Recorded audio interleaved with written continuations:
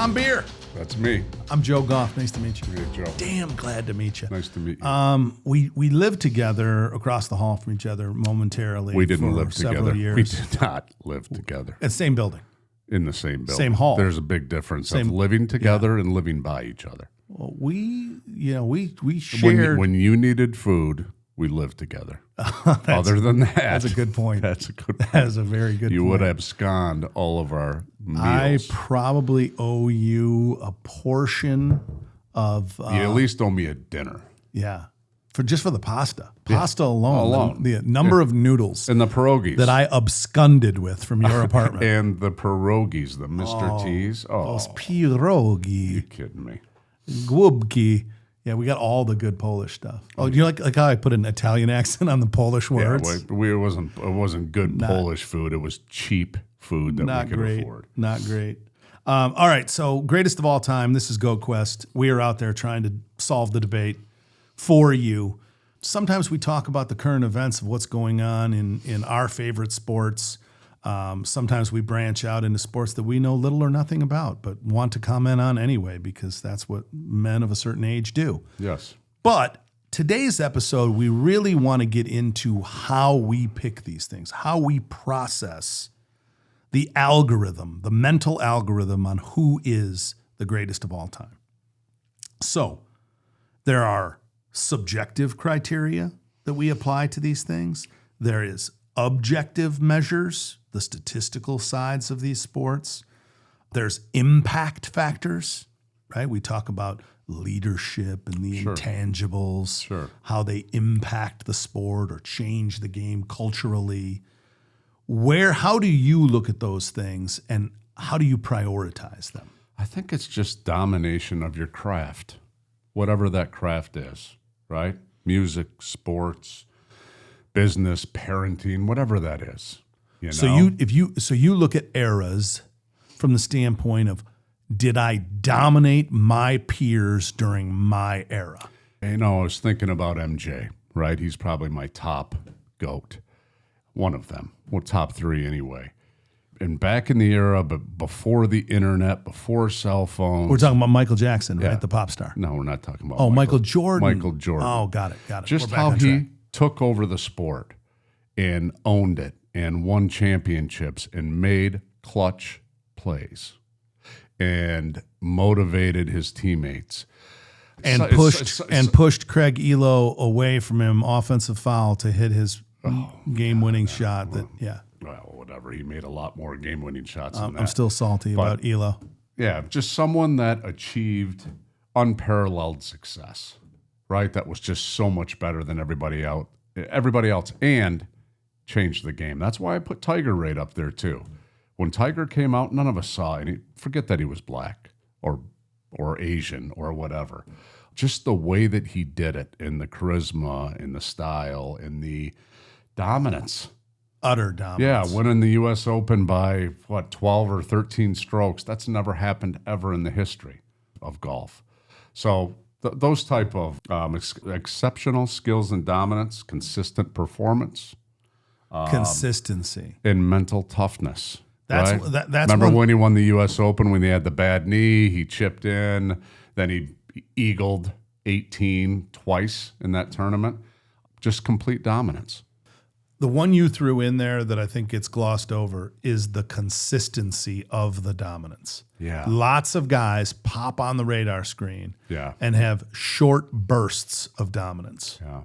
But where Michael Jordan crosses the chasm is when he comes back after taking the stint off and does it 3 more times. Yeah. I even look at when he left and tried to play baseball.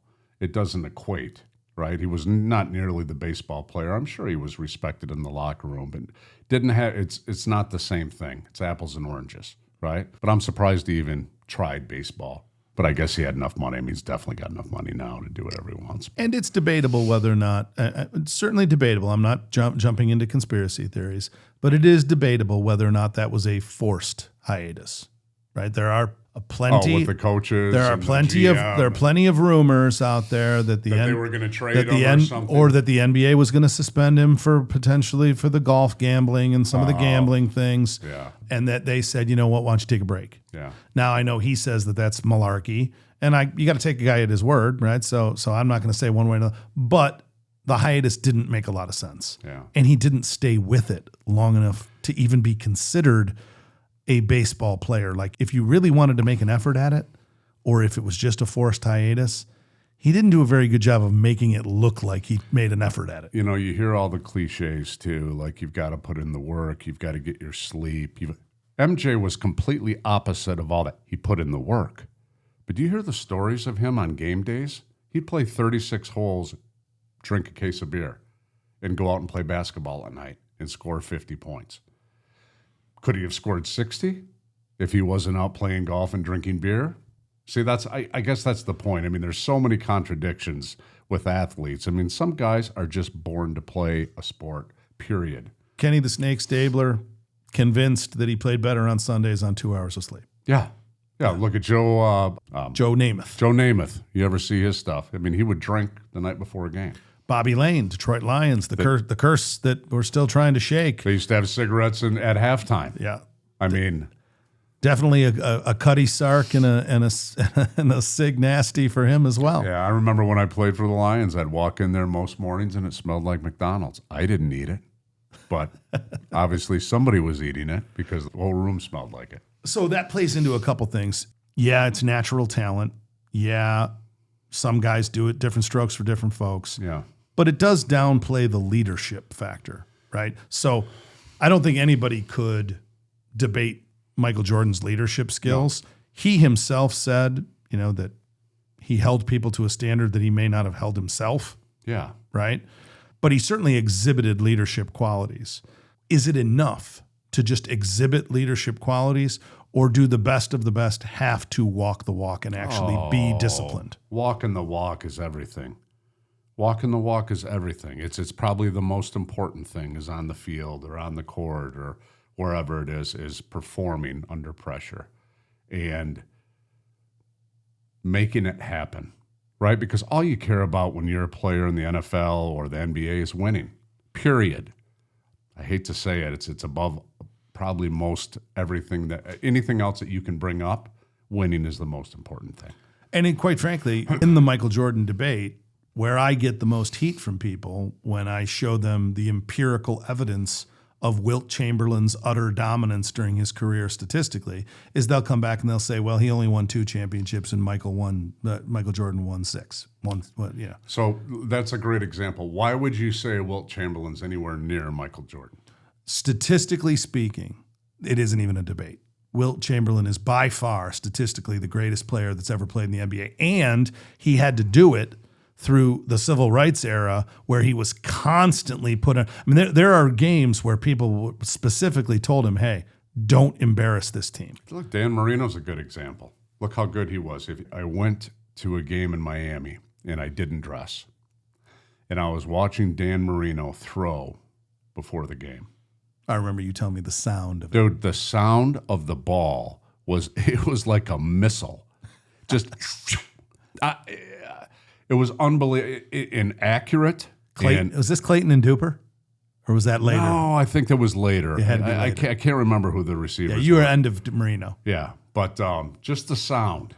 It just came out like a bullet. It was just something I've never seen. And Scott Mitchell had a good arm, but it was a different game. It was just it changed everything. So your Marino comment is in the light of him not winning. Yeah, that's my point, is that... Great, one of the greatest. Wilt Chamberlain did win. He won when he went to the Lakers. He had a championship in Philadelphia. But when you look at Wilt Chamberlain statistically and Marino statistically, during their times, during their eras, utter dominance. I mean, you can't find any passing statistics during Marino's time. One of my notes is someone that achieved unparalleled success. Yeah. So, did Tom Brady have as strong as arm as Dan Marino? No. But he achieved this success. And the sad truth for Drew Brees' career is that if Drew Brees was playing in any other era than the Tom Brady era, he'd be the greatest quarterback in history. You look at the numbers. And he'd have won more Super Bowls. Yeah. Because Brady wouldn't have been in his way. Even him coming out of the NFC, he gets cheated in an NFC championship game. In my opinion, he should have had 2 Super Bowls for Drew Brees. And Drew Brees' passing statistics are bonkers, even in comparison to Brady's. Yeah. But when Brady's got the hardware at the end Doesn't of every... matter. He's got the rings. Yeah. Correct. Every February, the hardware is sitting in Tom Brady's house in Massachusetts. Yeah. I can't imagine winning the Super Bowl, what that must feel like, and just how many people are into the NFL, right? I mean, it's the American game, and I can't imagine what that'd be like. But winning 6, unbelievable. I was touching on the Wilt Chamberlain civil rights thing. Same is true for Bill Russell. Same is true for the great Cardinals pitcher Bob Gibson. You know, there are some greats that had to overcome adversity. Now, sometimes overcoming adversity isn't on the racial context. Sometimes it's the issues that you had to deal with growing up poor. Yeah. Sometimes it's the issues you had to deal with growing up without parents, losing your parents. Yeah. Sometimes it's an injury that someone had to come back from. Yeah. In Michael Jordan's case, the loss of his father, the controversies, him leaving the game, coming back, that certainly adds to the drama and the mystique of Michael Jordan. Yeah. The story of Tom Brady, barely drafted, an afterthought. Drew Bledsoe's backup. Bledsoe's the guy. Gets a chance. He didn't start in college. Didn't start. Split time with the guy from Brighton. Who was the guy? Drew Henson. Drew Henson. Split time and with before him. that, 3 other quarterbacks. Correct. The Tom Brady story Ran is a 5.5 40 at the combine. Never giving up. Perseverance to the nth degree in perfecting his craft. That's his story. I think that the GOATs have to have that. Yeah. Yeah, I think the only GOAT who doesn't have that adversity in their story is Muhammad Ali. Cassius Clay came right up. Now, he does have the controversy of the civil rights era. He does have the having to go away from the sport because he was a conscientious objector. He wouldn't go into the Vietnam War. He wouldn't go into the military. Yeah. So they pulled him out. And that's his story. That's his controversy. But Cassius Clay was the best fighter when he was Cassius Clay, when his mama called him Cassius Clay, right? I call him Clay because his mama called him Clay. No. But when he became Muhammad Ali, he was the most dominant fighter as Muhammad Ali. He was the most dominant fighter coming up out of Louisville, Kentucky, and he went right through his career. Probably fought 3 fights too many, the Trevor Berbick one in particular. Yeah. But Muhammad Ali is looked at and respected as dominance in his era and doing it with such style. I mean, isn't that a big part of it? Yeah, maybe. What style points did you get? Yeah, maybe it's bringing a different style. Nobody played like Michael Jordan before Michael Jordan. Nobody. No. Did the stuff he did, jumping all over the place, spinning, dunking. That's the other part of when you look at Wilt Chamberlain, it was boring.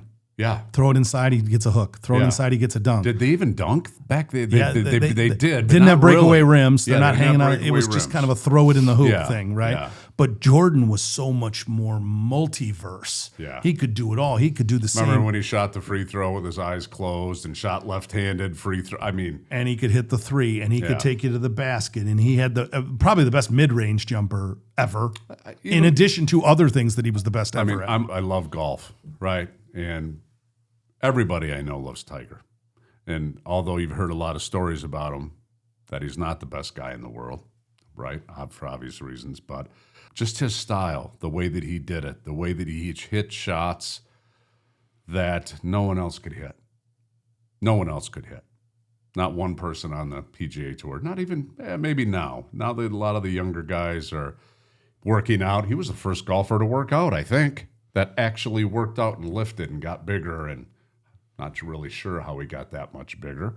I'm guessing that some scientific assistance. I'm thinking some scientific assistance. And even Balco Laboratories somewhere on his credit card statement. Exact, no question. No question. But yeah, he just did. You don't even want to debate it. He just did and hit putts and hit shots that no one else can hit. Cultural impact. Both of them have that. Muhammad Ali has that. Tiger Woods has that. Huge cultural impact. I think Tom Brady has it too. I think, people want to look at cultural impact and say, oh, well, you had to do something. You know what Tom Brady's cultural impact is? The everyman can be the best ever. Because he just looks like granted, I'm sure women will sit there and say, well, that's not the everyman. He's a handsome devil. I'm sure people will say that. but he is kind of the everyman. When you look at those early pictures of him Yeah. showing up at combines, Yeah. right? Before he got involved in the Patriot way and figuring out his health and fitness at another engineering level, Yeah. he looked like every other guy. I think his work ethic was another level too. Not everybody has that in college. You know, I if I look back to playing football, I always look back at high school and say, God, I wish I would have worked out like I did in college and high school. Yeah. And then I got to the NFL and I'm like, God, if I would have done this shit when I was in college, I'd have been such a better player. I mean, Hindsight is 2020. hindsight's 2020, and in all those different levels, I say to myself, I wish I had that mindset when I was at Wayne State that I had with the Lions. It was just different. It's just different. It's a different level of skill. So we've talked about leadership. We've talked about that mental toughness, the overcoming adversity piece, the cultural impact, the dominance in an era. Where do you fall out in the pecking order when it comes to just pure winning championships? Because you said it, you got to win in professional sports. I think that's one of the main things. Probably the top thing. You have to win. But you don't control it in team sports. Yeah, but it's so important. Like when Wilt Chamberlain was scoring 100 points and doing everything he possibly could. Remember, he went to Philadelphia. Yeah. And the new coach said, we can't win you scoring 100 points. We can't win you scoring 60, 70. We got to win with distributing the basketball and getting everybody involved, making everybody a threat. And he led the team in assists that year. So what I'm saying is even in years where you have the best of yourself, your own performance out there, in these sports, you got to rely on 10 other guys, 4 other guys, guys. But sometimes then, number 3 on my list is Serena Williams. Individual sport. Individual sport, 23 Grand Slams, right? Power, grace, athletic ability, changed the sport. Made all the other girls get better, start lifting weights, get stronger, because she was overpowering everyone, and no one had ever done that. Where do you come out then with Margaret Court, who actually won 2 more Grand Slams than her, but people dismiss her completely because they say that it wasn't as competitive back then, even though she was from Australia and had to fly like 25 hours to go beat people in Grand Slams? You know what I'd say? It wasn't as competitive back then. Probably not, but in the era, it was as competitive. She was going against her peers. I mean, do I think there's a woman in this world that can beat Serena Williams in her prime? No. I'm not trying, but era to era. Yeah. If Serena Williams had to go back in time and play with in the same situation first of all, Serena Williams, I don't think would have been allowed to play when Margaret Court played because we were in a racially segregated society. Yeah. So that just for starters. Yeah. But this is what I'm saying, like era to era. It's hard. The eras are hard. I mean, before the internet, after the internet, before the cell phone, after this. Look at all the stuff we have on Instagram now. And like I said, every time that I wake up after I go to bed at halftime in a football game, I immediately see all the highlights, right? It's there. It's right on my phone. It's so easy. Or I turn on SportsCenter. It's there. Then is the flash, the style points, if you will. Do you think that that's been overrated now in trying to judge who the greatest is? No, because I think flash is different in every generation. In the 80s, being flashy is different than the 90s. The 90s it's just different. I think nowadays, you have to be a little flashy because that's what people like. And even though it's a sport, it's entertainment. Yeah. You're paid, it's entertainment, period. Right? They let all the people dance and do all the stuff in the end zone that's part of football now. Yeah, I think they do it in college. They do it in high school. All the kids do it. There was an era when flash was actually looked at as a negative. Yes. I'm drawing attention to myself instead of the team. Oh, look at Barry Sanders in the 90s. Correct. He just flip the ball to the ref. Flip the ball to the ref. And get back to business. Yep. And I do appreciate that. In the 90s, if you did a dance there was half the times you would get a 15-yard penalty. Oh, yeah. It was penalized for a long time. In college, nobody did dances in the early 90s. You get smacked with a penalty in a hot second. Yeah, and pulled out. And then you're on the the bench. Then you're on the bench. Yeah. Butt meets bench. Butt meets bench. That's punishment. Yeah. So style points has become a bigger thing. Early on, we talked about longevity and consistency. I'm going to bring up a debate point because we're both at our most sophisticated level of sports. It's when we're talking football. Mm-hmm. So I think that there's a no-brainer that a lot of people don't talk about. I think it's even more a no-brainer than the Tom Brady no-brainer, and that is Jerry Rice. because of those things. The length of his career. No wide receiver plays as long. It plays into their late 30s, still leading their team in receiving. And Jerry Rice was never the speed demon. No. He was never a burner. No, but he was always open. Nobody could cover him. Exactly. Yeah. Technical craftsman, the best practitioner of his trade. Great route runner. Exactly. Always open, great hands. Great, I've heard too, a great teammate, great in the locker room, helped out people in the off season. I've heard he's just a great guy. Did it with Montana, did it with other quarterbacks when he went to the Raiders. Look at the quarterbacks he had too. He had Montana. He had Steve Young for a minute. Steve Young. I mean, those are Hall of Fame quarterbacks. I think was he Gannon when he went to Rich Gannon? Maybe was Rich Gannon with Oakland. And when he was in San Fran, they had a great defense, great running game. It was a different. There's just more parity now. I mean, you're never going to have the Pittsburgh Steelers team again.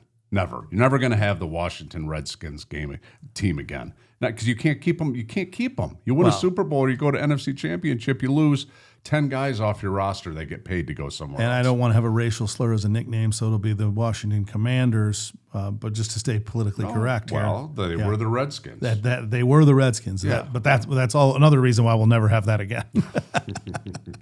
Sorry, Mr. Ann Arbor. Hey, I'm not PC on very many things, but when you think about the word the Redskins, like you are literally calling out a race of people by the color of their skin. So that's the one I can live with that. I don't think the Cleveland Indians should have changed their name to the Guardians. Chiefs? The Chiefs, that's a position of honor amongst a tribe. So I think that's another one that's totally legitimate. I don't think that the Eastern Michigan team should have had to change the Hurons. The Wayne State Tartars had to change to the Wayne State Warriors. Those ones I don't buy, right? When they're a position of honor. Like I think we've talked about this. I love that the Seminoles went to the tribe in Florida and said, help us honor we'll make you a part of how the guy rides out the spear. Like that's all a traditionally sound, that's what the Seminoles were all about, right?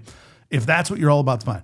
But this jerk-off owner of the Washington football team, which was Marshall back in the day, not Snyder. Oh, okay. Before. Back in the day, who named the team, he purposely named it that. He's on the record talking about how funny he thought it was that his racially insensitive nickname actually made it that the NFL didn't kill it when he named it that in the first place. That guy was a scam piece of garbage. He was the last owner to have an African-American player. That should tell you. He held out the longest of all the owners to have a person of color on his roster. So that guy was a piece of shit to begin with. So I'm fine with Washington having to change their name. The rest of them, I think we went a little bit overboard on some of this. Yeah. Now, do you pull the face of the Indian, right? That crazy face, right? Yeah, that probably needs to go. But do you need to change the name? I mean, it is the Indian Bureau of Affairs, right? I mean, it is a term, even though there are Indian people in Asia who probably get mixed up about what the hell we're talking about over here. Yeah. Native Americans versus Indian people. Why don't they pick white people? What would be the name of a team? Ooh, Whitey? Just Whitey. Just Whitey or just Whitey. Or what do they call them in the South? Where would that team be best positioned? Iowa? The Iowa Whiteys. No, I don't know. I don't think so. I think it's got to be somewhere down south. Nebraska? It's got to be. No, but the South has got Georgia. Georgia's got It just can't be Atlanta. No, Georgia's got a ton of. Georgia's probably the most prosperous African American community in this country. In multiple cities. Oh, really? Not just Atlanta. Multiple cities in Georgia. Maybe prosperous African American communities. No, not even I think it's middle of the Great Plains. Yeah. Where the Whiteys would play. Do you think that's Kansas City or something? That's horrible. Where the Whiteys would play. We may have to cut that. Yeah. But getting back into how you determine somebody's a GOAT for longevity, Jerry Rice to me is the epitome of consistency across the spectrum and dominance throughout eras. Maybe it's discipline and dedication, right? Maybe that's part of it. If you hear the stories of Tiger after a round, he would go out and hit balls while everybody else is drinking, chasing women, doing whatever they do. He'd hit balls for 5 hours till dark. That was Gary Player, the South African too. And very few people, even today, do that. They do it more today. But back in the day, back in the 90s, before Tiger, not many did it. Maybe Gary Player. Yeah. But Arnie was drinking. No. Yeah. Arnie was drinking. Yeah. Gary Player was a different breed. Yeah. And I've heard that about Bobby Jones, going all the way back to the guy who started the Masters. That he was the one that famously would not turn pro. Yeah. Stayed an amateur his whole career, won all those tournaments, and won them all as an amateur because he thought it was beneath him as an attorney. He was also an attorney while he was playing professional Back then, golf. they didn't make any money. It's all about, It was beneath him to Yeah. to leave the law and become a professional golfer. Really? I'll just play as an amateur, a country club amateur. Okay, just chop people up, and that'll be my legend. Just rough people up constantly. So yeah, there's been a lot of this debate of how we stack rank it. So for me, the final stack ranking starts with the era peer-to-peer dominance. Were you clearly dominant in your era against all your competition? Were you preeminent? Then it goes to statistics. I do put a lot of stock in statistics. I think that they're there for a reason. I want some empirical, objective evidence. You'll put statistics over winning? Over championships. Well, my first one is peer-to-peer excellence, which means That's kind of winning. if you're peer, Right. which winning has a piece of. Yeah. Right. Third would be championships, again, because you can't control it all the time. Charles Barkley can't control that he played outstanding in the playoffs every time he got a chance, and his team didn't get there for him. Yeah. And there's a lot of guys like that, Marino included. Yeah. That not all those guys are at fault for that. But maybe it wasn't good enough. But that is my next one, and that's championships. Yeah.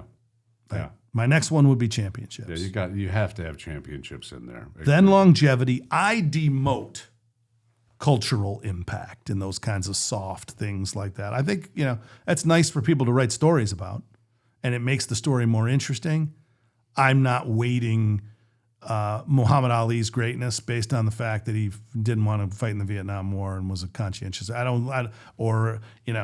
I can't look at, I don't know enough about these people's personal lives to know about what each one, maybe one of these guys had mental illness their whole lives. They never divulged it to anybody. Let me tell you this too. You don't know people's struggles. No, you don't know people's struggles, and you think you can tell how somebody is by how they talk on TV or how they are in the locker room. You have no idea. Right. Some of the craziest people in the world, and I could tell a couple stories, but I won't. Well, we know one of them was a punter.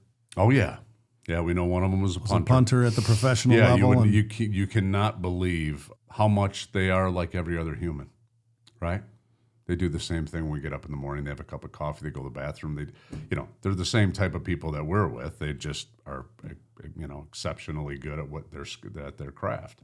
Did you ever try to watch Barry Sanders closely in his behaviorisms, his movements, just to try to get a glimpse of where the greatness might be residing? Like, what is the special difference between him? Because there's a lot of people who would argue that you sat in the locker room right next to the greatest running back of all time. No question. He's more like an average person than maybe any football player I played with. He'd see me in the morning. He'd be like, "What's up, TP?" Say, "What's up, Barry? You good?" "Yeah, I'm good." "Good." That's it. Checking in on you. That's it. That's all he said.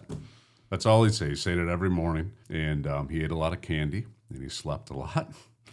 And he was well prepared. He could just play. Yeah, he was well prepared. Whatever he did, he never made a mistake. I didn't see it. I never heard anybody say anything to Barry. He never missed a block, never missed a blitzer. And you're surely not going to criticize the way he ran the football. No. By one time. So I didn't start this game. It was a game in New York, and we were playing the Giants. And it was kind of a lead draw where it was a delayed play.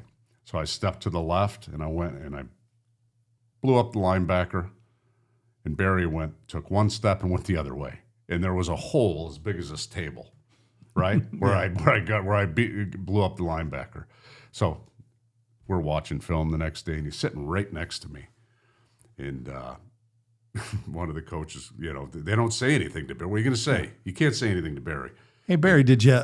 And then that's no, there. No, they didn't say that. But he reached across. He goes, "My bad, TB." So you got some props. He said, "My bad, TB."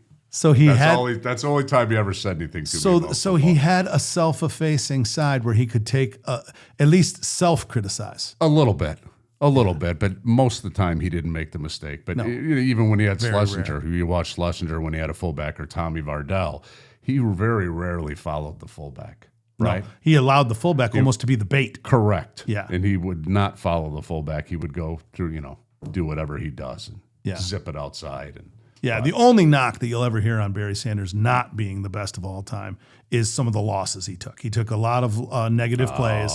That's the knock. That's the knock. Now, there's very little to knock when it comes to Barry Sanders. But when people say Jim Brown, Walter Payton, Emmitt Smith, right, they're usually saying that because those guys didn't take as many negative plays. I would agree. I just, even half speed in practice, he was the best player on the field. Half speed in camp and practice. Yeah, they could have thrown it to him a lot more. Oh, they could have, and he never dropped the ball. Never dropped the ball, and nobody could cover him. And when I was playing linebacker, we used to have to cover him in front of 10,000 people, in practice. And you'd sit there and you'd count. You have 4 or 5 guys in line, and you're like, oh my God, I got Barry. Just run up there and take a guess. So that's really all you could do is take a guess. So we're into GOATs right now. Like for you, I brought up Jerry Rice. Who are some of the essentials that you look at across the spectrum of sports first? Because then I'm going to ask you about humanity. Can we apply this to humanity? Well, we've already brought up MJ, Tiger, Serena Williams. I got to put LeBron on here. He's played at that level for that long. He's 40-some years old, 41 now. We've talked about Muhammad Ali. Usain Bolt, the fastest man to ever live. Usain Bolt. That is a tall order of anybody to try to attempt his Olympic feats. 8 gold medals. He's got like 5 world records that'll never be broken. How do you leave him off? And all he did is run. It's not really, I guess it's a sport. That's a tough one. I mean, how about Michael Phelps? Yeah. The swimmer. Yeah, Michael Phelps. How many gold medals does Phelps have? I don't know. Let me pull that up. But I've got Babe Ruth on here too, right? Sultan of Swat, known for his power, for his personality, for... Michael Phelps. Yeah. 23. 23. I said 20. 23 gold medals. Can you imagine? That's insane. Yeah, every year. So he probably went for... 4 different Olympics and won 4, Think 5 about this. different Olympics. And he has 28 medals. 23 of them are gold. Wow. So he basically finished first. What is that? 86% of the time he was in an Olympic event. Yeah. Oh man, what a career. I mean, I think Phelps, I brought up the Wilt Chamberlain, Michael Jordan debate. Certainly Michael Jordan, is going to be on everybody's list. Because we didn't live during the era, I think statistically, though, the body of work, the championships, it's hard for anybody to put a baseball player ahead of Babe Ruth. Yeah, I mean, so. Game changing, right? Remember, coming out of the dead ball era, where the baseball actually changed in its construction, he's the first guy to be hitting 40, 50 home runs. Yeah. Nobody comes close. Like there were early in Babe Ruth's career, he was hitting more home runs than entire teams that they were playing against. This is a fact. And there's something about that, being the first in a sport to really change it. And I'm sure he was. I mean, there was good players before him, not many, but that's why I'm so tied up with Tiger Woods. He changed the game for young African-American players. And there's not a whole lot more in there now. There's more than there has been. Yeah, or just people of color. Just people of color. He's got Asian descent. Absolutely. There's a lot of Asians, exactly, that picked it up. And love golf specifically because of Tiger Woods. And what Tiger used to talk about all the time is his work ethic. When you listen to Tiger talk, he was very cocky. That's fine. But it was his work ethic. How hard are you willing to work? Right. And you, obviously, by saying Tiger Woods and by promoting him, discount the stuff that happened off the golf course. When you're I'm just saying, when you're judging your criteria. Joe, did we judge football players by how many girls they slept with? It's tough. It is tough. You know? Lawrence Taylor is the one that comes to mind. Lawrence Taylor's getting caught with blow and hookers. And he is the greatest defensive player I've ever seen. No question. Me too. I think he's the best football player I've ever seen. The most game-changing, game-altering, offensive playbook ruining and he's player 62 ever. years old, still doing it. What is he doing right now? You know what he's doing. Oh, okay. Well, yeah, he's still doing it. He's still out, you mean? He's still out and about? Yeah. Having fun? I think so. I would put Pete Cottos just got a picture with him at a strip club down in Miami. Did you see the picture? That was adult entertainment? It's called Tootsie's. You ever been there? It's an old warehouse. I have never been there. You've never been to Tootsie's? Nor would you ever find me in there. You know what kind of an upstanding and upright human being I am. First of all, those were college days. I haven't until I have to be drug into. I do too. I don't even like girls. I don't even like the smell. I don't even like the smell of the parking lots of those places, let alone getting indoors. Yeah, and God forbid I would ever drop $500 at a strip club. No way. I got better things to spend it on. Yeah, of course you do. Yeah, take my girl to dinner. Yeah. Pele's, yes. Okay, I know we don't talk about soccer very much because it's a sport where you can't use your hands. It's only one guy on the field can use their hands. It's barely a sport. But it is played all over the world. Yes. By the most people. It is the most democratized sport because it's so cheap. You can play it anywhere. You put 2 cones up. Those are the goals. You can play it anywhere. You can play it in a field. People play it all over the world. People love it. The English go bananas for it with the Premier League. There are billions of dollars at stake with Cristiano Ronaldo and Lionel Messi now in the U.S. playing down in Miami. I mean, it has slowly but surely grabbed hold of more and more American attention. But for me, it's hard. The most attention it ever had for me in my life is when Pele was playing. You actually, you saw remarkable highlights on ABC Wide World of Sports. No, it was in a movie. It was in Vision Quest. Movies. This Pele jumped upside down. And the showmanship that he had. He brought showmanship to it. Yeah. I know that people will say that Messi and Ronaldo are the best of all time. And I haven't weighed in statistically on this. I don't think anybody had the impact globally. That soccer was a D sport. Not a B or a C sport. It was a D sport. In the United States before Pele. So just like hockey. I mean, you had hockey around you when I was growing up. Detroit. I didn't have any hockey. Never even knew what it was. Had no clue. I'm glad you segued to hockey because hockey has a guy whose literal nickname is the Great One. Wayne Gretzky. Yeah. Insurmountable statistical evidence. Plenty of cups. All the leadership, utter dominance in his era over every one of his peers by a long shot. With different teams. Another guy who liked to party.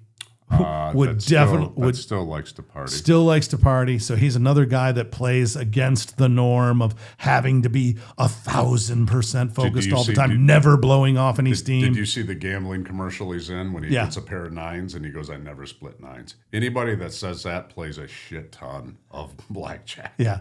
So much blackjack that they've been. Yeah. And even Michael Jordan said that when he was coming up and he was at these things, it was Wayne Gretzky who grabbed him by the arm at a card table in Vegas when they were at the high stakes. Jordan gave like a $20 tip to the waitress that came over to the table. And Wayne Gretzky grabbed his arm before she could leave and said, "Miss." He grabbed one of Jordan's $100 chips and threw it to the lady. And he said, "We don't tip less than 100 at this table." So Gretzky certainly had that style points factor of understanding what he meant to his entire sport and to the sports world.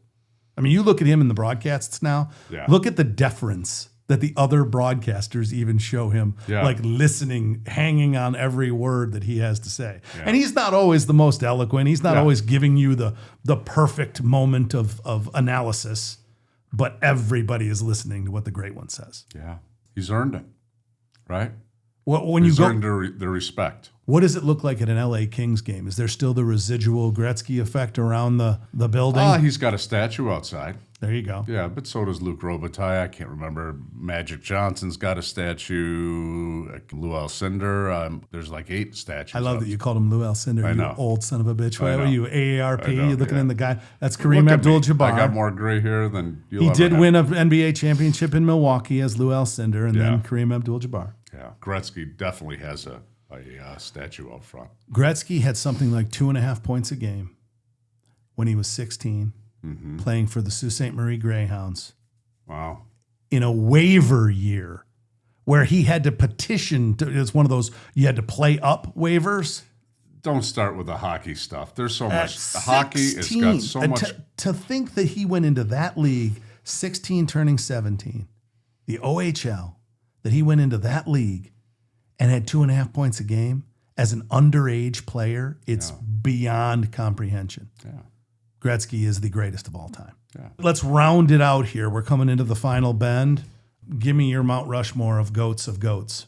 Best human beings of all time. Was that what we were going to talk Well, about? we can say best humans. We can say who are the greatest of all time. When you think greatest of all time, who do you think about? You can't use Jesus Christ because some people think that he wasn't a human being. My list, I've got Sir Isaac Newton. Sir, look at you I know. digging in. I know. I dug in a little bit. From mathematics to theology to physics to astronomy. Obviously, gravity is what he's most famous for. Yeah, Right? Galileo Am I in the surprised? mix. Why do you look so I surprised? am surprised. I didn't think you were going to have Einstein on your list. I And didn't he's think the first person to calculate the speed of sound. Oh, How do you like that? you learn and I something do new every not day. like physics. I tried physics. It just doesn't make sense. I don't.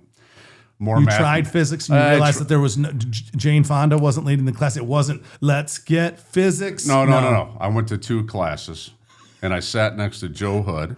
And there's no and leotards. he never saw me again. This shouldn't work for me. No headbands, no leotards. What, this isn't physics? Unbelievable. I didn't understand a word they said. I tried. I read the book. I tried to follow along. But in physics, it just makes no sense to me. Now I'm thoroughly entertained. Who is your next one on this list? Sir Isaac Newton blows my mind. MLK. Martin Luther King is a great one. Yeah. A great one for changing the tide. Won the Nobel Peace Non-violence. Prize. Won the Nobel Peace Prize. Presidential Non-violent Medal. Yeah. change. And the third Monday of January is named after him. Hard to not be the greatest at something when you got your own holiday. No, big on racial equality.